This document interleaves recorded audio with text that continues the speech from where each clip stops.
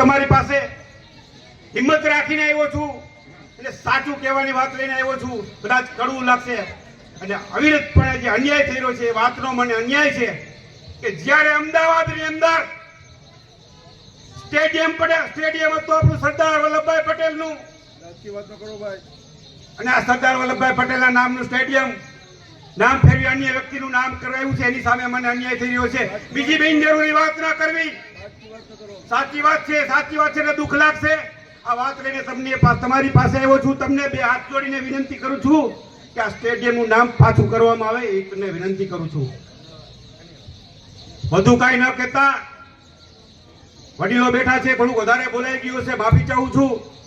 પણ સરદાર પટેલનો વંશ હોય એટલે લઈને તમને વાત કરું છું. ફરીથી વિનંતી કરું છું ગ્રામજનોને.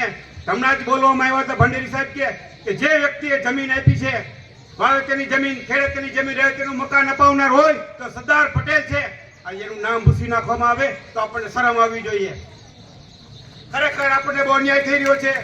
ખાસ વિનંતી કરું છું આ વડીલોને કે સરકારમાં પણ રજૂઆત કરો. પંચાયતથી માંડીને પાર્લામેન્ટ સુધીની સત્તા છે તો નામ પાછું લેવામાં આવે. બસ આપ સૌનો ખૂબ ખૂબ આભાર, ધન્યવાદ. ભારત માતા કી જય. જય સરદાર.